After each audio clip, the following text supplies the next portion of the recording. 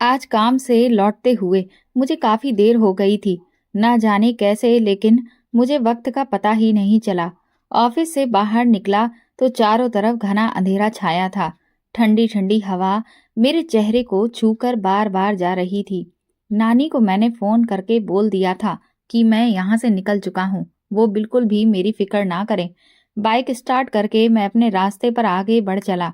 मेरी नानी का घर यहाँ उत्तराखंड के गांव में है। कुछ महीने पहले ही मेरी नौकरी लगी और पहली ज्वाइनिंग यहीं पर हो गई। मैं अपनी धुन में मगन खोया हुआ सुनसान सड़क के रास्ते से जा रहा था। अगर आप में से कोई भी पहाड़ी इलाकों में गया होगा तो उसे पता होगा कि पहाड़ी इलाकों में बहुत सारे पेड़ पौधे होते हैं और वहाँ लोग भी बहुत कम रहते हैं। इस वजह से काफी जगहें ऐसी होती हैं जहाँ बहुत ज्यादा भीड़ भाड़ आपको नहीं दिखती है। मैं भी इस रास्ते से अपनी नानी के घर जाता था। वो रास्ता काफी सुनसान पड़ता था, इसलिए मेरी नानी अक्सर मुझसे कहती कि मैं दिन ढलने से पहले ही निकल आया करूं, क्योंकि उनका कहना यह है कि पहाड़ी इलाकों में बहुत ही खतरनाक चुड़ैलें रहती हैं, जिसे अगर एक बार आपका पाला पड़ गया तो फिर उनसे जान छुड़ाना बहुत ही मुश्किल होता है। वैसे तो मुझे उतना ज्यादा डर नहीं लगता, लेकिन भूत चुड़ैलों के नाम से मेरी भी हालत थोड़ी खराब होने लगती है। मैं नानी को अक्सर कहता कि आप मुझे ये सब बार बार याद दिलाकर डराया ना करो, लेकिन वो मेरी फिक्र में ही मुझे बार बार चेतावनी देती रहती थी। ये दिन सर्दियों के थे, इस वजह से कोहरा भी सूरज ढलते ही तेजी से बढ़ने लगा था। चारों तरफ घना सन्नाटा, अजीब अजीब सी जानवरों की आवाज, और उस घने कोहरे में मैं सड़क को चीरता हुआ अभी आगे बढ़ ही रहा था कि तभी मैं अचानक एक चीज को क्रॉस करता हुआ जैसे ही आगे निकला, मेरे होश उड़ गए थे। अपने आप ही मेरी बाइक धीमी हो गई और मेरे दिमाग ने जोर डालना शुरू किया। और जैसे ही मुझे 2 साल पहले की वो बात याद आई, मेरे सर से पसीना टपकने लगा। मैं अपने आप से ही बड़बड़ा रहा था कि हाँ, ये वही लड़की है। आज से 2 साल पहले जब मैं अपना ग्रेजुएशन यहीं से कर रहा था, एक दिन जब कॉलेज में सेमिनार था, उस दिन मुझे कॉलेज से लौटते हुए काफी देर हो गई थी। उस दिन भी मैं अपनी बाइक से ही कॉलेज गया था और उससे ही वापस लौट रहा था। लेकिन तब सर्दियां नहीं थीं, गर्मियों के दिन थे। पर फिर भी एक सुनसान मोड़ पर हल्की सी धुंध जब मुझे नजर आने लगी तो मुझे थोड़ा सा अजीब भी लगा। और तब मैंने पहली बार इस लड़की को देखा था।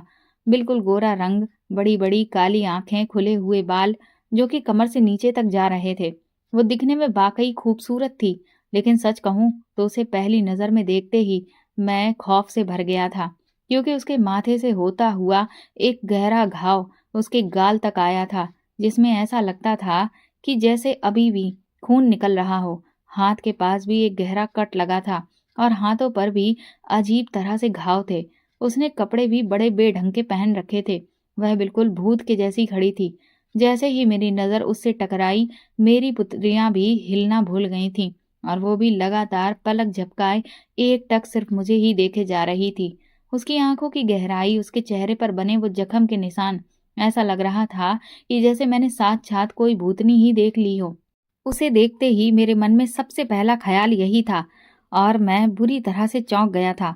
मैंने कुछ देर बाद खुद को थोड़ी तसल्ली देते हुए बाइक से पीछे पलटकर उसके पैरों की तरफ देखना चाहा, लेकिन मुझे उसके पैर दिखाई ही नहीं दिए। लेकिन वो लड़की अभी भी सिर्फ मुझे ही खामोशी से देखती चली जा रही थी। हालांकि मैं उसे क्रॉस करता हुआ आगे निकल आया था, पर मुझे इतनी जोर से डर लग रहा था जिसे मैं बयां नहीं कर सकता। नानी की वो चुड़ैल वाली बातें मेरे दिमाग में कौंध गईं। मुझे बार बार ऐसा लग रहा था कि जैसे मेरी बाइक के पीछे कोई बैठा है। उस दिन जब मैं घर पहुंचा तो बुरी तरह से हाँफ रहा था और पसीने से तरबतर था। मेरी नानी, मामा, मामी मेरी ऐसी हालत देखकर घबरा गए थे। पहले तो मैंने सोचा कि मैं उन्हें बता दूं कि आज मैंने रास्ते में क्या देखा, लेकिन फिर मुझे ये लगा कि वैसे ही ये लोग मेरी इतनी फिक्र करते हैं और मुझे बहुत ज्यादा बाहर निकलने भी नहीं देते। अगर मैंने सच बता दिया फिर तो मुझ पर और भी ज्यादा पाबंदियां लग जाएंगी। आज मुझे इतनी देर हो गई, लेकिन अब मैं आगे से ख्याल रखूंगा और कभी भी इतनी देर से घर नहीं लौटूंगा। यही सोचकर मैंने बहाना बना दिया कि मेरी थोड़ी तबीयत ठीक नहीं है। खैर, अभी कुछ महीने बीते और ये वाकया धीरे धीरे मेरे जहन से निकल गया। फिर एक दिन जब कॉलेज की तरफ से हम सभी स्टूडेंट्स को पिकनिक पर ले गए थे और हम पिकनिक मनाकर वापस लौट रहे थे, उस वक्त बस में सभी लोग अंताक्षरी खेलने में व्यस्त थे और मैं बस के किनारे शीशे के पास बैठा हुआ सिर्फ इस सब का आनंद ले रहा था कि तभी अचानक मेरी नज़र फिर से उसी लड़की पर पड़ी, जिसे देखते ही मेरे रोंगटे खड़े हो गए थे। आज तकरीबन मैंने उसे कई महीनों के बाद देखा था, लेकिन आज भी उसका वो घाव बिल्कुल ताज़ा था। वैसा ही उसका हाथ कटा हुआ था, उसके चेहरे पर भी वही निशान और ठीक उसी तरह से उसकी आंखें फैली हुई। उसने भी मुझे देख लिया था और वो बिना पलक झपकाए आज भी मुझे घूर रही थी। हालांकि मैं उस वक्त ढेर सारे लोगों से घिरा था, इसलिए मुझे डरने की ज़रूरत नहीं थी, पर फिर भी डर की वजह से मेरा थूक तक सूख गया था। मैंने बस में जब नज़र दौड़ाई तो मुझे ऐसा लगा कि जैसे या तो किसी को उस लड़की पर ध्यान ही नहीं गया है या फिर वो लड़की किसी को दिखाई ही नहीं दी सिवाय मेरे। उस दिन के बाद से मुझे वो लड़की नहीं दिखी थी, लेकिन मेरे मन में वो हर वक्त चलती थी और मैं यही सोचता था कि क्या वो जिंदा थी या फिर चुड़ैल थी। जब भी मैं खुद को समझाता कि नहीं, वो एक जिंदा लड़की थी, तो मैं यही सोचता कि अगर वो जिंदा थी तो इतने महीनों बाद भी उसका वो घाव ताज़ा कैसे था। नानी बताती हैं कि जो लोग मर जाते हैं और मरने से पहले उनके शरीर पर जो भी घाव होते हैं वो मरने के बाद हमेशा ताज़ा ही दिखते हैं। और ठीक यही चीज़ मैंने उस लड़की के साथ देखी थी। मुझे डर लगने लगा, कहीं ऐसा तो नहीं कि वो लड़की मेरे पीछे पड़ गई हो, और अगर वो जिंदा थी तो फिर वो कौन थी और उसके इतने गहरे घाव कैसे थे जो कि इतने महीनों बाद भी ठीक ही नहीं हो रहे थे। वो उस सुनसान सड़क पर आखिर क्यों खड़ी हुई थी? कई महीनों तक मैं इन सवालों से घिरा रहा। फिर धीरे धीरे मैं अपनी लाइफ में व्यस्त हो गया और आज फिर से वही हादसा मेरे साथ दोहराया गया। आज तो मेरी रूह ही कांप रही थी और उसकी वजह ये थी कि आज 2 साल से भी शायद ऊपर हो गया हो, लेकिन आज भी उस लड़की के वो घाव बिल्कुल ताजा दिख रहे थे। भला ये एक इंसान के मामले में कैसे मुमकिन हो सकता था? इतने साल बाद वो लड़की मुझे फिर दिखाई दी। इसका मतलब साफ था कि या तो वो मेरा पीछा कर रही थी या मेरा इंतजार। लेकिन आखिर क्यों? वो आज भी मुझे ठीक वैसे ही घूर रही थी जैसे पहले की 2 मुलाकातों में घूर रही थी। कुछ महीनों तक वह लड़की मुझे नहीं दिखी, शायद इसलिए क्योंकि मैं भी इस बात का ख्याल रख रहा था कि मैं सूरज ढलने से पहले ही घर लौट जाऊं। लेकिन उसकी शख्सियत को लेकर मेरे दिमाग में हर वक्त उलझन चलती रहती थी और मुझे अपने सवालों के जवाब चाहिए थे। लेकिन मैंने कभी सपने में भी नहीं सोचा था कि मुझे मेरे सवालों के जवाब इस तरह से मिलेंगे कि मेरी रूह ही कांप जाएगी। उस दिन मेरे दोस्त का जन्मदिन था और वो एक छोटी सी पार्टी देने के लिए हम लोगों को एक पॉइंट पर लेकर गया। दरअसल पहाड़ी इलाकों में बहुत सारे फेमस पॉइंट्स होते हैं जहाँ कई लोग घूमने भी आते हैं, लेकिन वो पॉइंट्स बहुत खतरनाक भी होते हैं क्योंकि वहाँ गहरी खाइयाँ होती हैं। पार्टी खत्म होने के बाद मेरे दोस्त वापस लौट गए थे और मैं उस दिन पैदल ही वापस घर जा रहा था कि तभी मैंने एक लड़की को देखा जो नीचे खाई के बिल्कुल किनारे पर खड़ी हुई थी। वहां बहुत तेज हवा चल रही थी और धुंध भी बार बार आकर उस लड़की को चीरते हुए आगे जा रही थी। उसके बाल हवा में लहरा रहे थे, लेकिन वो टस से मस नहीं हो रही थी।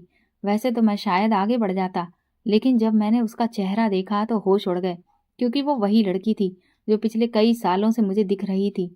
ना जाने मुझे उस वक्त क्या हुआ, लेकिन मैं बिना कुछ भी सोचे समझे उस लड़की के करीब पहुंच गया। वो जैसे ही मेरी तरफ घूम कर खड़ी हुई, मेरे कदम लड़खड़ा गए। मैं उससे पूछना चाह रहा था कि क्या तुम इंसान हो, पर मेरे मुंह से शब्द ही नहीं निकल रहे थे। उसके वह घाव बड़े ही अजीब से हो चुके थे। मुझे डर लगने लगा और मैं पीछे हटने लगा कि तभी मेरा पैर फिसला और अचानक मैं खाई में गिरने को हुआ।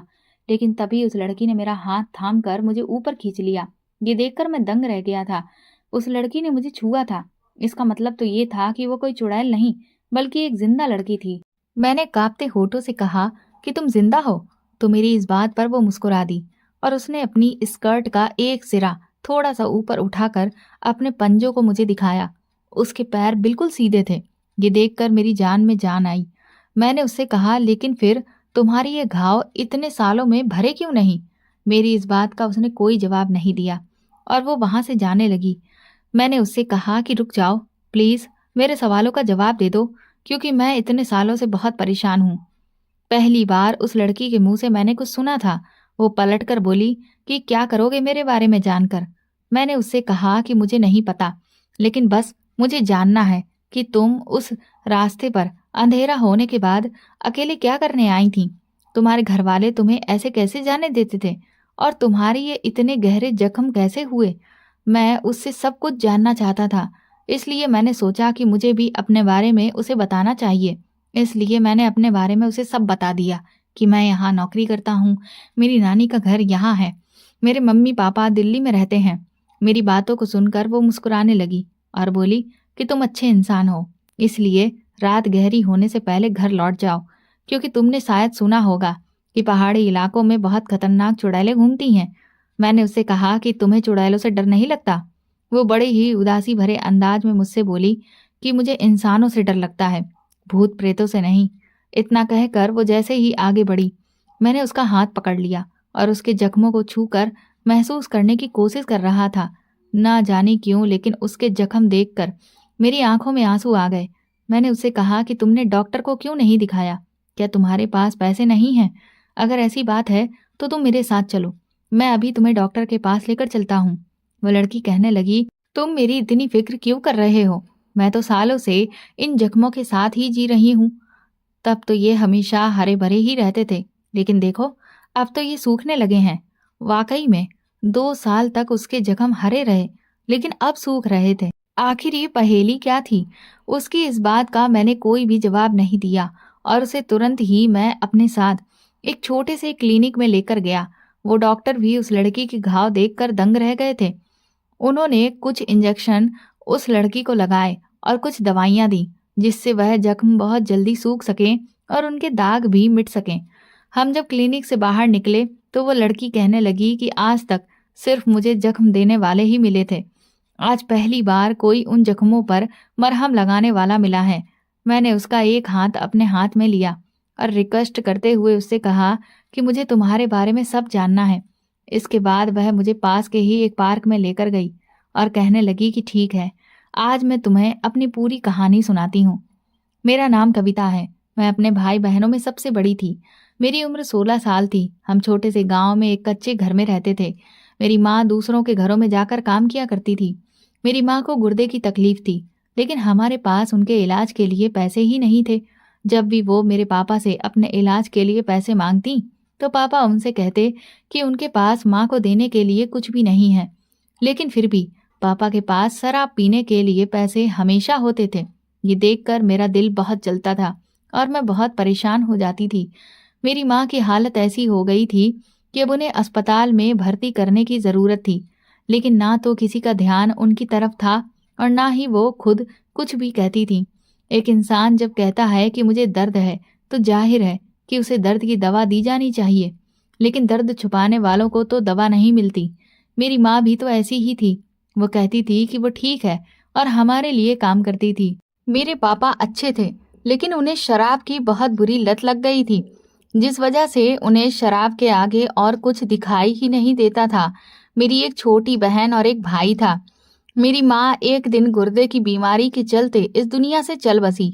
अब उनके बाद मुझे ही पूरे घर की जिम्मेदारी संभालनी पड़ रही थी। जब मेरी माँ जिंदा थी या बीमार थी, तब भी सारे घर का काम मैं ही करती थी, लेकिन फिर भी मुझे थकावट नहीं होती थी। मुझे इतना बुरा नहीं लगता था, मेरा दिमाग ठीक रहता था, मुझे गुस्सा भी नहीं आता था। लेकिन जब से मेरी माँ इस दुनिया से गई थी, मुझे सब कुछ बहुत मुश्किल लगने लगा था। अब भी मैं वही काम कर रही थी, लेकिन फिर भी मुझे अपनी माँ की बहुत याद आती थी। इस बात से ये अंदाजा लगाया जा सकता है कि किसी अपने का सहारा होना ही बहुत होता है, चाहे उन्होंने आपका हाथ पकड़ा हो या ना पकड़ा हो। उनका आपके घर में आपके साथ मौजूद होना ही आपके जीवन में एक बहुत बड़ी बात होती है। कुछ समय बीत गया तो एक दिन पापा ने मुझे बताया कि गांव की मालकिन मुझे शहर में किसी के घर काम पर रखवा सकती हैं। वहां पर तनख्वाह भी अच्छी मिलेगी और महीने में 5 दिन की छुट्टी भी मिल जाएगी। मैं अपने भाई बहनों के लिए ये काम करने को तैयार हो गई। पहले तो मैं उन्हें छोड़कर जाना नहीं चाहती थी, पर मेरे पापा ने कहा कि वो उन्हें संभाल लेंगे। मेरी छोटी बहन उतनी ही बड़ी थी जितनी मैं थी और मैंने सारे घर का काम संभाला था, क्योंकि उनके काम करना तो एक अलग बात थी, लेकिन अगर उनके लिए खाने को कुछ भी ना होता तो फिर मैं क्या पकाकर उन्हें देती। इसलिए सोचा कि पहले खाने का इंतजाम करना पड़ेगा और यही सबसे ज़्यादा ज़रूरी है। अब मुझे ही हर हाल में उन्हें संभालना था और सबसे पहले उनके पेट की भूख मिटाने के लिए मेरे पास पैसे भी होने चाहिए थे। उस समय मुझे ये पता नहीं था कि पापा के पास पैसे रहते थे और वो अपनी शराब पैसों से खरीद लेते थे। ये बात तो मुझे बहुत बाद में पता चली थी कि उनके पास शराब के लिए पैसे होते थे, लेकिन घर में दाल, रोटी, सब्जी के लिए पैसे नहीं होते थे। पापा ने मालकिन से बात कर ली थी। उन्होंने मुझे बुलाया और बड़ी अजीब नज़र से देखा और कहा, कविता, तू तो बड़ी सुंदर है। उम्र क्या बताई थी इसकी तुमने? वो मेरे बारे में मेरे पापा से पूछ रही थी। पापा ने कहा कि अभी 16 साल की होने वाली है, जितनी आपने उम्र बताई थी। इस पर मालकिन कहने लगी कि हाँ, है तो ये कम उम्र। तभी मालकिन का मोबाइल बजा। वो एक साइड पर चली गई तो मैंने पापा से कहा कि मालकिन ने आपसे ये क्यों कहा कि कम उम्र की लड़की चाहिए?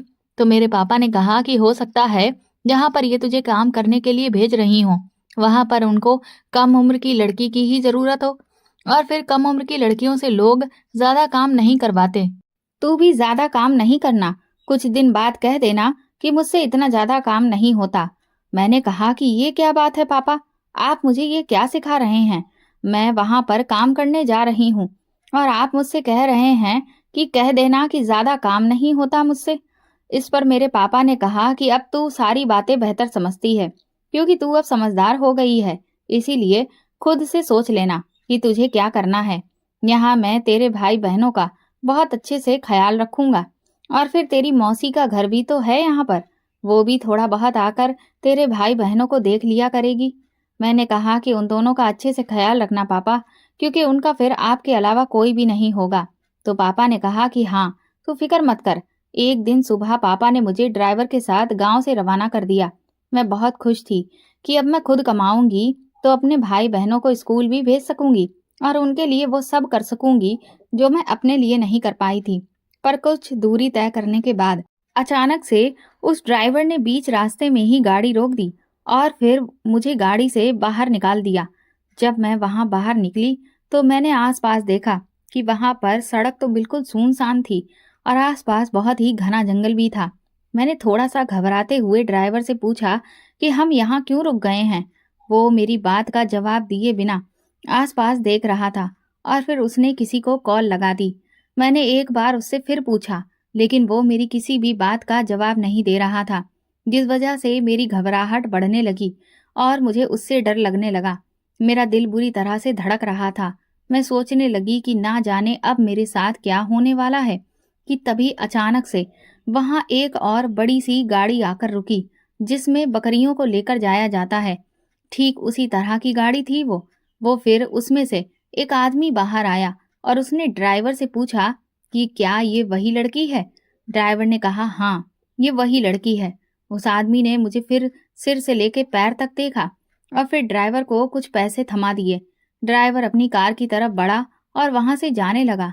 मैं भी उसकी तरफ भागी थी। उस आदमी ने तुरंत ही मेरा हाथ पकड़ लिया और वो ड्राइवर मुझे वहीं उस आदमी के पास छोड़कर चला गया। उस आदमी ने अपने साथ में बैठे हुए दूसरे आदमी से एक रस्सी और कपड़ा मंगवाया और वो मेरे हाथ बांधने लगा। ये सब बातें सिर्फ सुनने में आसान लगती हैं, लेकिन जब अपने आप को ऐसी स्थिति में पाए तो सोच कर देखिए कि एक कम उम्र की लड़की जो अपने घर से ये सोच कर निकलती है कि वो अपने भाई बहनों के लिए पैसे कमाने जा रही है, उसके साथ बीच रास्ते में अचानक ये सब कुछ हो जाए तो कैसा महसूस हो रहा होगा। जाहिर सी बात है, मैं भी उस वक्त बहुत ज्यादा डरी हुई थी। मेरा दिमाग ये सोचना भूल ही गया था कि अब आगे क्या होने वाला है। ऐसी मुसीबत में मुझे क्या करना चाहिए, ये मुझे सूझ ही नहीं रहा था। मेरा दिमाग पूरी तरह से बंद हो गया था। फिर मुझे अचानक ख्याल आया कि मुझे मदद के लिए किसी न किसी को बुलाना चाहिए। मुझे चीखना चिल्लाना चाहिए। शायद मेरे आसपास कोई हो तो वो आकर यहाँ पर मेरी मदद कर सकता। मैं तभी तुरंत चीखने चिल्लाने लगी और खुद को उन लोगों से छुड़ाने की पूरी कोशिश करने लगी, लेकिन वो आदमी बहुत हट्टा कट्टा था और मैं दुबली पतली सी थी, इसलिए मैं बहुत ज्यादा देर तक उससे उलझ ना सकी और उसने थोड़ी ही देर में मुझे धक्का देकर गंदी सी गाड़ी के अंदर फेंक दिया। लेकिन जब मुझे गाड़ी के अंदर धकेला गया तब मुझे ये एहसास हुआ कि यहाँ तो मैं अकेली नहीं थी। उस गाड़ी के अंदर तो मेरे जैसी और भी न जाने कितनी सारी लड़कियां थीं। वो कौन थी, कहाँ से आई थीं, उनको यहाँ तक कैसे लाया गया था? क्या मेरे साथ जो भी हुआ, उनके साथ भी बिल्कुल वही किया गया था? और अब आगे हमारे साथ में क्या होने वाला था? इस सब के बारे में मुझे कोई अंदाजा नहीं था, लेकिन ये सारे सवाल मेरे दिमाग में घूम रहे थे। हम सब लड़कियों की हालत बिल्कुल एक जैसी थी। हमारे हाथ बंधे हुए थे, मुंह में भी कपड़ा डालकर हमारी जुबान को बंद करवाया गया था। हम सब लड़कियों के साथ जानवरों के जैसा बुरा सुलूक करके वहां पर हमें डाला गया था। गाड़ी अपनी पूरी रफ्तार से चल रही थी। कभी हम गाड़ी की दीवारों से टकराते तो कभी एक दूसरे से। हम सब ही लगभग भूख प्यास से तड़प रहे थे कि तभी अचानक गाड़ी रुक गई। हम लोगों को जिस बेदर्दी से गाड़ी में डाला गया था, ठीक वैसे ही निकाला भी गया और फिर हमारे हाथों को खोलकर हमें एक लाइन में बिठा दिया गया। न जाने अब हमारे साथ क्या होने वाला था। वो 3 लोग थे और हम लगभग 15 लड़कियां थीं। हम सब लड़कियां बहुत डरी हुई थीं कि पता नहीं आगे अब क्या होगा, कि अचानक वहां एक बहुत ही महंगी और बड़ी कार आकर रुकी और उसमें से एक आदमी बाहर आया और फिर उस आदमी ने कुछ ऐसा कहा जिसे सुनकर मैं दंग रह गई थी। उसने कहा कि इसको मेरे साथ भेजो। उसकी उंगली इस वक्त मेरी तरफ थी, जिसे देखकर मेरी रूह कांप गई थी। मैं तुरंत ही चिल्लाने लगी कि मैं नहीं जाना चाहती। वह आदमी देखने में कोई सेठ लग रहा था। मैं बार बार कह रही थी कि मुझे इसके साथ नहीं जाना, क्योंकि मैं अकेली नहीं रहना चाहती थी। वो लड़कियां भी तो मेरे जैसी ही थीं, जो उनके साथ होना था, मेरे साथ भी वही होना था। लेकिन ये लोग मुझे अलग से कहाँ पर लेकर जा रहे थे। इस वजह से मुझे बहुत डर लग रहा था। मैं जैसे तैसे अपने डर को छुपाकर और हिम्मत दिखाने की कोशिश कर रही थी और बार बार डटकर कह रही थी कि मुझे इसके साथ नहीं जाना। मेरी इस बात पर वो सेठ मुझसे कहने लगा कि मेरे साथ आ जाओ तो फायदे में रहोगी। पहले तो मुझे उसकी बात पर यकीन नहीं हुआ, लेकिन जब उसने मुझे बेटा कहकर प्यार से बुलाया तो मैं एकदम से चौंक गई। हम मासूम लड़कियां ये समझती हैं कि जब कोई बूढ़ा इंसान आपको बेटी कहकर बुलाता है तो वो आपको बेटी समझता भी है, लेकिन हकीकत ये है, ये जरूरी नहीं है कि उसकी जुबान पर जो है वही उसके मन में भी हो। और ये बात हर लड़की को अच्छे से समझ लेनी चाहिए कि बाप सिर्फ वही होता है जिसके साथ आपका खून का रिश्ता होता है। बाकी सारे आपके लिए सिर्फ मर्द होते हैं। मर्दों के लिए औरत सिर्फ एक खिलौना होती है। जब मन किया खेल लिया और जब मन किया तो फेंक दिया। उसकी बात से मेरे मन को थोड़ी तसल्ली मिली और इसीलिए मैं आगे बढ़ी। उसकी कार में बैठ गई। वो मुझे अपने घर ले आया और वहां फिर मुझे एक अधेड़ उम्र की नौकरानी दिखाई। उस सेठ ने मुझे उस नौकरानी से मिलवाया और कहा, आज से ये तेरे साथ ही काम करेगी। इसका मतलब ये था कि मुझे इस घर की नौकरानी बनाया जा रहा था, जिससे मुझे कोई भी आपत्ति नहीं थी, क्योंकि मैं अपने घर से भी तो यही काम करने के लिए ही निकली थी। मुझे कौन सी बहुत ज्यादा पढ़ाई करवाई गई थी जब मैं कोई और नौकरी करती। मुझे तो वैसे भी यही सब कुछ करना था, या तो कोई मेहनत का काम या फिर कोई नौकरानी का काम। अब सेठ अगर मुझे से ये काम करवा रहे थे तो इसमें मुझे कोई भी परेशानी नहीं थी, लेकिन मुझे समझ नहीं आ रहा था कि फिर वो सब क्या था कि हमें उस गाड़ी में इस तरह से फेंक दिया गया। और वो बाकी की लड़कियां कौन थीं, कैसे आई थीं और कहाँ से लाई गई थीं, उनके साथ क्या होगा, और सिर्फ अलग से मुझे यहाँ पर क्यों लाया गया, सिर्फ मैं ही यहाँ पर क्यों आई, उस बूढ़े आदमी ने मुझे ही क्यों चुना। मेरे मन में बार बार यही सब सवाल आ रहे थे, जिनको लेकर मैं सच में डूबी हुई थी। तभी अचानक वो सेठ मुझसे बोला कि तेरा नाम कविता है ना? मैंने कहा हाँ। तो वो कहने लगा कि बस आज से ये तेरा घर है, पर तुझे इस औरत की हर बात माननी है। उसके बाद वो सेठ उस औरत से कुछ बातें करने लगा। कहने लगा कि इसे खाना खिलाओ और इसके कपड़े जूते लत्तों का भी इंतजाम करो। फिर इतना कहकर वो सेठ वहां से चला गया। उस औरत ने मुझे खाना खिलाया और मैं बेखबर होकर सो गई। अब मैं वहां ही रहने लगी। मैं बहुत अच्छा खाना बनाती थी और उस सेठ साहब को मेरे हाथ का खाना बहुत पसंद आया था। धीरे धीरे दिन बीत रहे थे और मैं देखती थी कि वो मेरा बहुत ख्याल भी रखते थे। मुझे वहां रहते हुए अब लगभग 3 हफ्ते हो गए थे। सेठ साहब कहते थे कि वह मुझे मेरे काम की तनख्वाह भी देंगे और मुझे मेरे गांव भी जाने देंगे। एक शाम को मैं हॉल में खड़े होकर सब चीजों की सफाई कर रही थी कि तभी अचानक से मेरा हाथ लगने से वहां के टेबल पर रखा हुआ एक बड़ा ही महंगा शोपीस मुझसे गिर गया। वो बड़ा ही कीमती लग रहा था, जिसे देख मैं बुरी तरह से घबरा गई और उसके टुकड़ों को उठाने लगी कि तभी मेरी नज़र सेठ पर पड़ी। मुझे उस सेठ ने देख लिया था, क्योंकि वो दरवाजे पर ही खड़ा हुआ था। मैं तुरंत ही उससे माफ़ी मांगने लगी, क्योंकि मैं बहुत बुरी तरह से डर गई थी।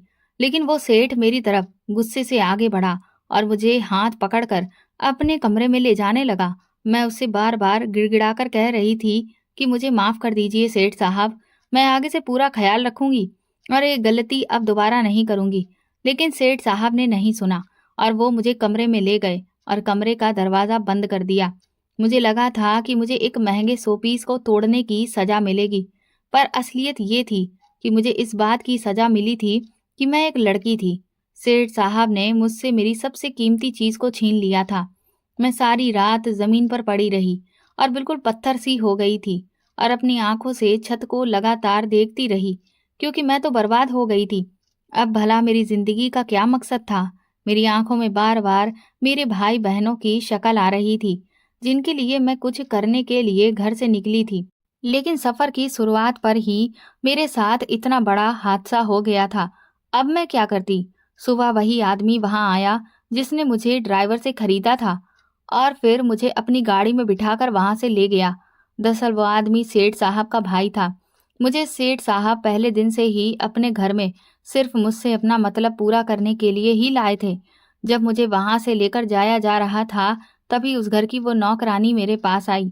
लेकिन इससे पहले कि वो मुझे कुछ बोलती, मैंने गुस्से में उससे कहा कि तुम जानती थी ना कि मैं सिर्फ बलि का बकरा बनाकर यहाँ पर लाई गई हूँ। तुम्हें ये बात पहले दिन से ही पता थी। अगर तुम चाहती तो तुम मुझे बचा सकती थी, लेकिन तुमने ऐसा कुछ भी नहीं किया। मैं तुम्हें कभी भी माफ नहीं करूंगी और भगवान से दिन रात प्रार्थना करूंगी कि भगवान भी तुम्हें कभी माफ ना करे। मैंने उसकी कोई भी बात नहीं सुनी और कार में जाकर बैठ गई। कभी कभी जिंदगी आपको ऐसे रास्तों से गुजार देती है जहां से गुजरने के बारे में आपने कभी सोचा भी नहीं होगा, और आप भी तब अपनी जिंदगी में होने वाले हादसों को देखकर हैरान रह जाते हैं। अभी तक मेरी जिंदगी में 2-3 बड़े बड़े तूफान आ चुके थे, जबकि मैं उन लोगों में से थी जो शायद एक तूफान को भी बर्दाश्त नहीं कर सकते थे। पहले मेरी माँ मुझे छोड़कर चली गई और फिर मुझे अपने भाई बहनों को भी अकेला छोड़ना पड़ा। ये बात भी मैं जानती थी कि ये सब कुछ उस गांव की मालकिन की वजह से हुआ था। उसने ही ये सब कुछ करवाया था। और फिर मेरे साथ जो शुरू किया गया और वह सब कुछ जो मेरे साथ हुआ, अब भला इससे ज्यादा और भी बुरा क्या हो सकता था? दरअसल जब हमारे साथ कुछ बुरा होता है तो हमें यही लगता है कि अब भला इससे ज्यादा और बुरा क्या होगा। लेकिन फिर जब अगली बार उससे भी ज्यादा बुरा हो जाता है तो हम हैरान रह जाते हैं। ठीक मेरे साथ भी यही होने वाला था, पर मुझे अभी इसके बारे में पता नहीं था। वो आदमी अब मुझे यहाँ से कहाँ ले जा रहा था और उसके क्या इरादे थे, मुझे इस बात से कोई फर्क नहीं पड़ता था। लेकिन जब मैं उस जगह पर पहुंच गई तो फिर मुझे फर्क पड़ने लगा।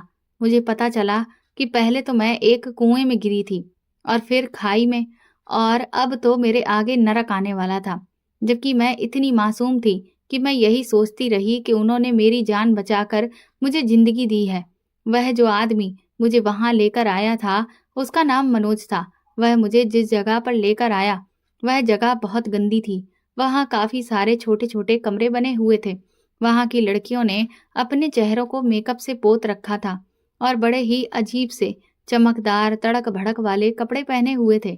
मनोज ने मुझे एक बड़ी उम्र की औरत के हवाले किया। उस औरत का नाम कांता था।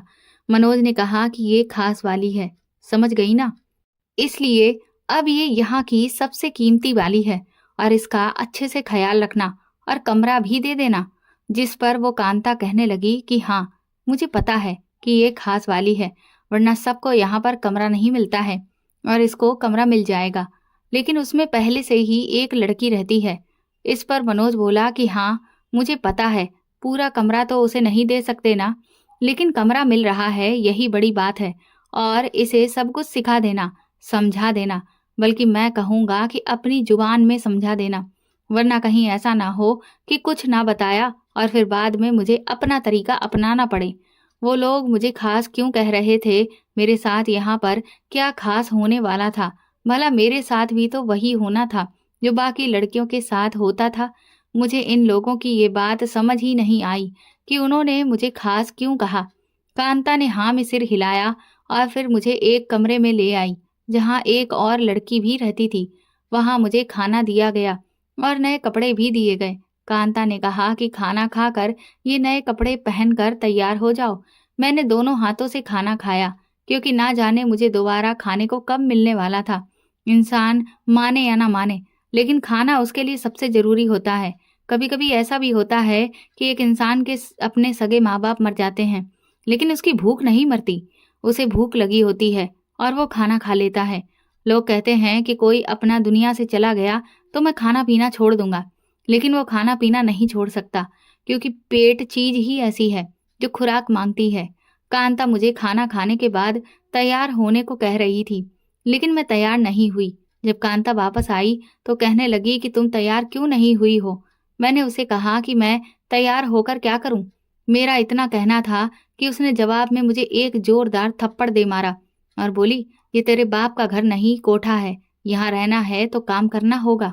तुझे क्या लगता है कि यहाँ तुझे मुफ्त की रोटियां खिलाने के लिए लाए हैं? चल चुपचाप तैयार हो जा। उसने मुझे धक्का देकर बोला। अब मुझे समझ आ गया था कि मैं किस नरक में आ गई थी। इसके बाद मेरे साथ जो भी हुआ था, उसके बाद तो मेरी जगह नरक ही हो सकती थी। मैं रोने लगी तो वो दूसरी लड़की मेरे पास आई और बोली, ये लोग बहुत खतरनाक हैं। ये जो कहते हैं चुपचाप मान जाओ, वरना ये बहुत मारेंगे। अगर बात मानोगी तभी खाना मिलेगा और पैसे भी। मुझे पैसे मिल जाए तो वो अपने घर वालों को भेज देना, लेकिन उन्हें ये नहीं बताना कि तुम क्या काम करती हो। यहाँ हम सब लड़कियां ऐसा ही करती हैं। उस लड़की का नाम मोहिनी था। वो ऐसे बोल रही थी जैसे ये सब बड़ी आम सी बात हो। मुझे भी उनकी बात माननी पड़ी, लेकिन मैंने तय कर लिया था कि मैं किसी भी दिन मौका देखकर यहाँ से भाग जाऊंगी। मोहिनी बोली कि तुम अपने घर वालों को कुछ भी कह देना, वैसे भी उन्हें तो यही लगेगा कि हमारी बेटी शहर में कोई काम करती होगी। उन्हें क्या ही फर्क पड़ता है कि वो क्या काम करती है। उसकी बात सुनकर मैंने मोहिनी को सब कुछ बता दिया। वो कहने लगी कि तुम्हारे साथ तो बहुत बुरा हुआ है, लेकिन अब कर भी क्या सकते हैं। तुम्हारे भाई बहन भी इन बातों की समझ कहाँ रखते हैं। उन्हें तो पता भी नहीं होगा कि आखिर हो क्या रहा है, बल्कि उन्हें क्या किसी को भी नहीं पता है कि तुम्हारे साथ क्या हो रहा है। और इसीलिए कोई नहीं है जो तुम्हें बचा पाए। जो हो रहा है वही होता रहेगा। वो कहने लगी कि देखो, इस जगह पर कुछ भी अच्छा नहीं होता, इसलिए मैं तुम्हें कोई भी झूठी उम्मीद नहीं दूंगी। मैं नहीं कह सकती कि सब कुछ ठीक हो जाएगा, क्योंकि सच ये है कि यहाँ कभी भी कुछ ठीक नहीं होता, बल्कि बुरे से भी और ज्यादा बुरा हो जाता है। लेकिन फिर भी सब कुछ बर्दाश्त करना पड़ता है। यहाँ पर दो ही रास्ते हैं, जिंदा रहना है तो ये सब कुछ करना होगा, और अगर जिंदा ही नहीं रहना है तो फिर सब कुछ खत्म हो जाएगा। मैंने उससे पूछा कि क्या तुम अपनी मर्जी से यहाँ आई थी, तो उसने कहा कि नहीं, मैं अपनी मर्जी से नहीं आई थी, और मैं तो तुमसे भी ज्यादा शोर मचाया था। लेकिन मुझे फिर बहुत जल्दी ही ये समझ में आ गया कि यहाँ पर शोर मचाने से और इस तरह की हरकतें करने से कुछ भी नहीं होता है। मैंने बढ़ते दिनों के साथ यहाँ के माहौल को नोटिस किया था। सुबह के समय इस जगह पर किसी को भी होश नहीं होता था। सब गहरी नींद में सो रहे होते थे और यही समय था यहाँ से भाग जाने का। मैंने ऐसा ही किया। मैं यहाँ से भाग गई और तभी किस्मत से मुझे रास्ते में एक पुलिस स्टेशन नजर आ गया। मैं तुरंत ही वहां पहुंच गई और जोर जोर से चिल्लाने लगी कि मुझे बचा लो, मुझे कुछ बताना है। वहां बैठे पुलिस वालों ने मुझ पर ध्यान दिया और वो सब मेरी बात गौर से सुनने लगे। लेकिन सुनने के बाद वहां पर जो पुलिस वाले थे उनमें से एक ने कहा कि तुम अभी यहाँ 5 मिनट रुको, मैं अभी आता हूँ। वो किसी को कॉल करने गया था। 10 मिनट के बाद ही वहां पर मनोज आ गया। उसे देखकर मेरी आत्मा ही कांप गई। पुलिस वाला उससे कहने लगा, ये तो शुक्र मनाओ कि ये यहाँ पर आई है। अगर ये गलती से भी आगे के पुलिस स्टेशन में चली जाती तो फिर तुम्हें कोई भी नहीं बचा सकता था, क्योंकि वहां आजकल एक नए थानेदार आए हैं जिसे ईमानदारी और इंसाफ की बीमारी है। उस मनोज ने पुलिस वालों के हाथ में कुछ रकम दी। ये देख मैं बुरी तरह से चीखने चिल्लाने लगी, लेकिन वहां खड़े सभी लोग मुझे देख तक नहीं रहे थे। मनोज मुझे वहां से घसीट कर ले गया और उस कोठे में पहुंचने से लेकर कमरे तक वह मुझे लगातार मारता हुआ ही लाया। उसने मेरी गैर मौजूदगी में कांता और मोहिनी को भी बहुत मारा था, क्योंकि उन्होंने मुझ पर नजर क्यों नहीं रखी थी। मैंने देखा कि उनके चेहरों पर भी अभी ताजा जख्म थे। कांता मेरी तरफ बढ़ी और मुझे समझाने लगी कि वो भी मेरी तरह ही मजबूर है। वो कहने लगी कि तुम्हारी उम्र की मेरी भी एक बेटी है। ससुराल वालों ने पति की मौत के बाद मुझे घर से निकाल दिया था। अब मैं यहाँ काम करके जैसे तैसे अपनी बेटी को पढ़ा रही हूँ। और ये मोहिनी, इसकी 5 बहनें हैं। ये उनके लिए ही यहाँ पर काम करती है। यहाँ मौजूद हर लड़की की अपनी एक अलग कहानी है। हम सब अपनी मर्जी से ये काम नहीं करते हैं और यहाँ से वापसी का भी कोई रास्ता नहीं है। इसलिए भलाई इसी में है कि तुम भी अपने हालात को मान लो और समझ जाओ कि यही तुम्हारी जिंदगी है। अब मैं अपने जख्मों से तड़प कर उनकी बातें सुन रही थी। मैंने कहा कि मैं तुम सब की तरह ये सब बर्दाश्त नहीं करूंगी। मैं भाग जाऊंगी। मैं एक बार फिर से भाग जाऊंगी।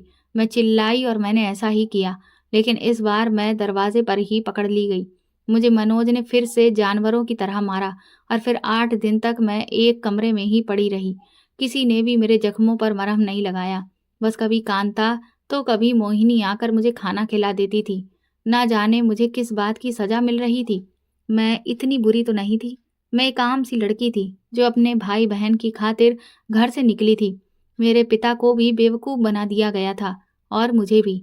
मेरा भरोसा तोड़ा गया और उसके बाद मुझे यहाँ भेज दिया गया। मैं यहाँ से भाग जाना चाहती थी, लेकिन अब मुझे खुद भी डर लग रहा था कि कहीं ये लोग मुझे जान से ही ना मार दें। और इसी डर की वजह से मैंने फिर हार मान ली। मैं भी उन सब की तरह अपने हालात को मान चुकी थी और वहाँ चुपचाप काम करने लगी थी। अब मुझे ये भी महसूस होना बंद हो गया था कि मुझ पर जुल्म हो रहा था, क्योंकि हर इंसान की बर्दाश्त की एक हद होती है और जब वो हद पार हो जाती है तो उसे जुल्म जुल्म नहीं लगता। इसीलिए मुझे भी पता नहीं चला कि कब मैं उन लोगों में घुल मिल गई थी। अंधेरे में रहते हुए मैं ये भूल गई थी कि रोशनी कैसी होती है। अब मैं खुद तैयार हो जाती थी। किसी को भी मेरे साथ जबरदस्ती नहीं करनी पड़ती थी। मैं अपना मेकअप भी कर लेती थी और खुद पर परफ्यूम भी लगाती थी। बाहर सड़क पर बाकी लड़कियों के साथ मैं खुद खड़ी हो जाती थी। वो लोग जैसा करते थे मैं भी वैसा ही करती थी। जो लड़कियां इस काम में परफेक्ट हो जाती हैं उन्हें कोठों से निकाल कर सड़कों पर भी भेजा जाता है ताकि और भी नए नए और अमीर ग्राहक मिल सकें।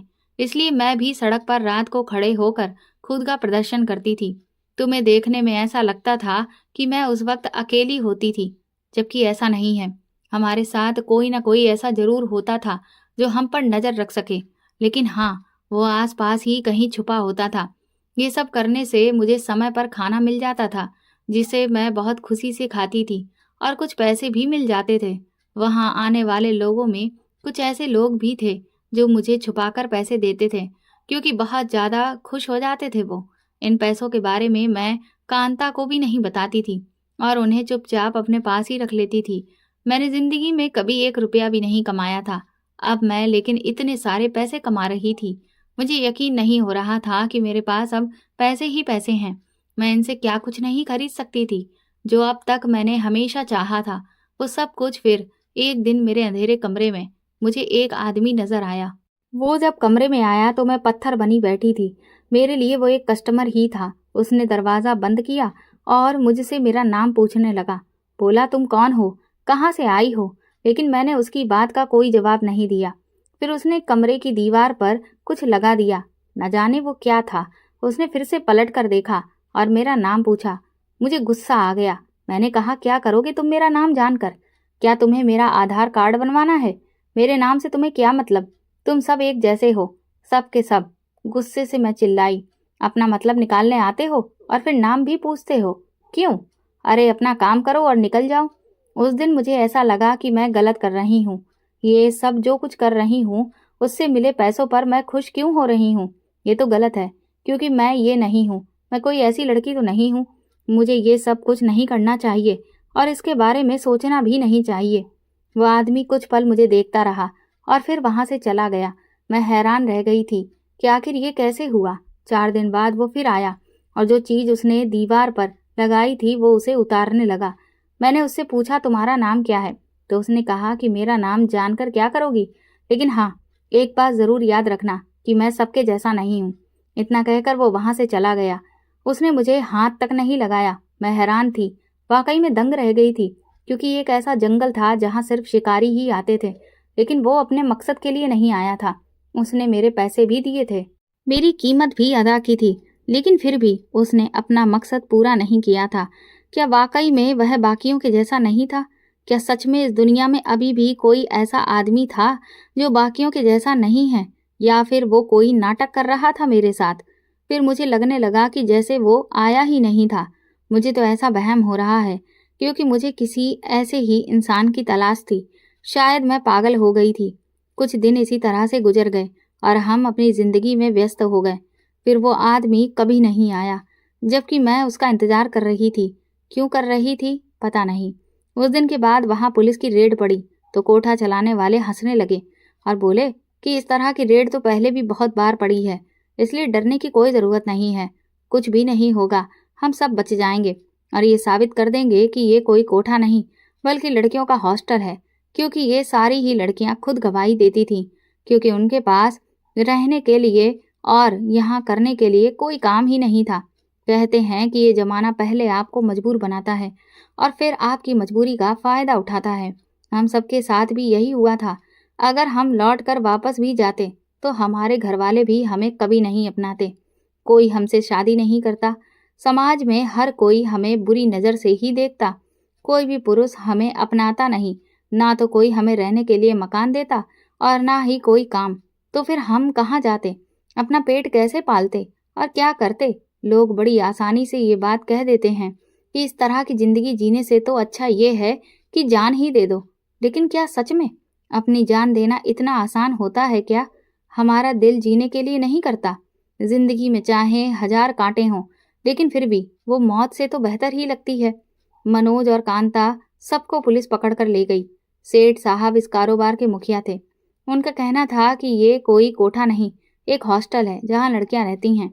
फिर अदालत में केस चला और सेठ साहब और उनके आदमी अभी भी पूरे आत्मविश्वास से यही कहते रहे कि इस बार भी वो बच जाएंगे। लेकिन उन्हें ये नहीं पता था कि इस बार केस बहुत मजबूत था और गवाह भी ज़्यादा थे। फिर मुझे एक सेंटर में लेकर आया गया और मुझसे सारी बातें पूछी गईं। मैं अदालत में सब कुछ सच सच बता दिया, लेकिन उन्होंने कहा कि ये सिर्फ 16 साल की लड़की है और इसकी गवाही किसी काम की नहीं। वो आदमी जो मेरे कमरे में आया था, उस आदमी का नाम अमर था। वो एक वकील था। उसने अदालत में जज के सामने एक वीडियो पेश किया जो सिर्फ जज साहब ने ही देखा। वो उस दिन मेरे कमरे में कैमरा लगाने ही आया था और इस बात की खबर कांता को भी थी। उस दिन कांता ने भी गवाही दी, लेकिन सबसे अहम गवाही दी उस औरत ने जो उस सेठ साहब के घर में काम करती थी।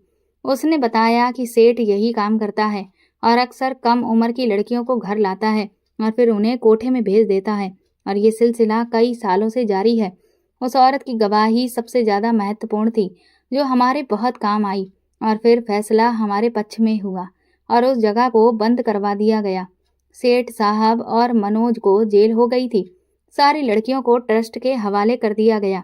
अमर ने बताया कि जिस दिन मैं पुलिस स्टेशन आई थी और वहां पर चिल्लाकर सबको सच बता रही थी, उस दिन वहां अमर का एक जासूस बैठा था और उसने ये सारी बातें सुन ली। उसी दिन ये प्लान बनाया गया कि हम लोगों को कैसे उस दलदल से निकालना है। मैंने अमर का धन्यवाद दिया। हम सब लड़कियों को ट्रस्ट में डाला गया, जहां हमारी देखभाल बहुत अच्छे तरीके से की जाती है और हमें पढ़ाया भी जाता है। अमर हमेशा हमसे मिलने भी आता है। एक दिन मैं वहीं पर बैठकर खाना खा रही थी कि तभी मेरे दोनों बहन भाई मेरी तरफ बढ़े। मैं उन्हें देखकर हैरान रह गई और उन्हें गले से लगाकर रोने लगी। मैंने देखा कि उन्हें अमर ही लेकर आया था। मैंने उसका एक बार फिर से धन्यवाद दिया और पूछा कि मेरे पापा कहाँ हैं, वो साथ में क्यों नहीं आए। उसने बताया कि तुम्हारे पापा जेल में हैं। ये सुनकर मैं हैरान रह गई। मैंने कहा कि मेरे पापा जेल में क्यों हैं? उन्हें जेल में किसने डाला? उनकी तबीयत भी खराब रहती थी। उन्हें जेल से निकालो। मैं बुरी तरह से तड़पने लगी। मेरे पिताजी जेल में क्या कर रहे थे? जब अमर ने हमारी इतनी मदद की तो वह मेरी थोड़ी और मदद भी कर सकते थे। मेरे पापा को वो जेल से निकाल सकते थे। मैंने उनसे मिन्नतें करना शुरू कर दिया कि आप मेरे पापा को बाहर निकाल दो, लेकिन तब उसने मुझे ऐसी बात बताई कि मेरे पैरों तले से ज़मीन निकल गई। मैंने कभी सपने में भी नहीं सोचा था और सच कहूँ तो मैं अपने उस अतीत के बारे में अब बिल्कुल भी नहीं सुनना चाहती थी जो मेरे साथ हो चुका था। अमर ने बताया कि मुझे उस ड्राइवर ने नहीं बेचा था, बल्कि मुझे मेरे पापा ने ही बेचा था। उस गांव की मालकिन के हाथों बेच दिया था उन्होंने। मालकिन ने फिर मुझे सेठ साहब के आदमियों को बेच दिया। ये सुनकर मेरे पैरों तले से जमीन निकल गई। मेरे पापा ने मुझे अपनी शराब की लत के लिए बेच दिया था। अब मेरे भाई बहन मेरे पास थे। मुझे उस ट्रस्ट में खाना बनाने का काम मिल गया और मैं वहीं रहने लगी। मैंने अपने भाई बहनों को स्कूल में एडमिशन दिला दिया है और अब मैं वहाँ स्कूल में ही रहती हूँ। मैं अपनी ज़िंदगी से यही सीखा है कि इस दुनिया में जहाँ मेरे पापा, मालकिन, मनोज और सेठ साहब जैसे बुरे लोग हैं, वहीं अमर के जैसे अच्छे लोग भी हैं और कांता और मोहिनी के जैसे मजबूर लोग भी हैं। लेकिन अगर हम मजबूर लोग हिम्मत करें तो इन बुरे लोगों से जीत सकते हैं, जैसे उस सेठ साहब के घर में काम करने वाली नौकरानी ने हिम्मत की। मैंने उस नौकरानी को माफ़ कर दिया था, अब वो भी मेरे साथ ही रहती है। वैसे भी उसकी भी गलती नहीं थी, वो भी तो मजबूर थी और मजबूरी इंसान से क्या कुछ नहीं करवा देती है। अब मैं आज़ाद हूँ, लेकिन फिर भी मुझे सुकून ही नहीं मिलता और इस सुकून की तलाश में ही मैं यहाँ वहाँ भटकती रहती हूँ, क्योंकि मेरा वह बुरा अतीत मेरा पीछा ही नहीं छोड़ता। मैं कभी कभी यही सोचती हूँ कि मैंने ऐसे कौन से बुरे कर्म किए थे जो मेरे जीवन में सब कुछ इतना बुरा ही हुआ। मुझे कभी कोई प्यार करने वाला क्यों नहीं मिला। कविता की पूरी कहानी सुनकर मेरी आंखों से आंसू रुकने का नाम नहीं ले रहे थे। मैंने उससे कहा कि तुमने कम उम्र में ही बहुत कुछ झेल लिया, लेकिन सच कहूँ तो तुम बहुत हिम्मत वाली हो, क्योंकि हम जैसे लोग जो अपने घरों में आराम से रह रहे हैं, जिन्हें सारी सुख सुविधाएं मिल रही हैं, माँ बाप का प्यार मिल रहा है, वो कभी सोच भी नहीं सकते कि ये दुनिया इतनी बेरहम है और हम इतने भाग्यशाली। लेकिन मुझे एक बात समझ नहीं आई कि तुम्हारी ये घाव कभी भरते क्यों नहीं थे। तो कविता ने बताया कि वो मनोज हमेशा मेरे इन घाव को बार बार कुरेद देता था ताकि मैं हद से ज्यादा तकलीफ से गुजरूं। उस दिन के बाद से मेरी और कविता की मुलाकातें बढ़ती चली गईं। मुझे पता भी नहीं चला कि कब मैं कविता से प्यार करने लगा और इसीलिए फिर एक दिन मैंने उसका हाथ थाम लिया। वो पहले तो इनकार करती रही, लेकिन जब उसने मेरी आंखों में अपने लिए सच्चा प्यार देखा तो फिर वो भी मान गई। मैंने अपने घर में कभी भी कविता की असली सच्चाई नहीं बताई, सिर्फ यही कहा कि वो एक अनाथ है, क्योंकि ये समाज कितना भी आगे क्यों ना बढ़ जाए, लेकिन एक ऐसी जगह से आई हुई लड़की को कोई नहीं अपनाना चाहता, जबकि इन्हीं जगहों पर जाने वाले मर्दों को हर रोज अपने घर में पूरा आदर सत्कार मिलता है और ना ही उनके घर वाले और ना समाज उन्हें नीची नज़रों से देखते हैं। कविता अभी भी ट्रस्ट में नौकरी करती है क्योंकि वो अपने दम पर अपने भाई बहनों को पढ़ाना लिखाना चाहती है। मैं हर संभव कोशिश करता हूँ कि उसे वो सारी खुशियाँ और सम्मान दे सकूँ जिसके वो काबिल है। तो दोस्तों, आपको ये कहानी कैसी लगी हमें कमेंट करके ज़रूर बताएं और प्लीज़ इस कहानी को ज़्यादा से ज़्यादा शेयर और लाइक करके मेरे चैनल को सपोर्ट करें।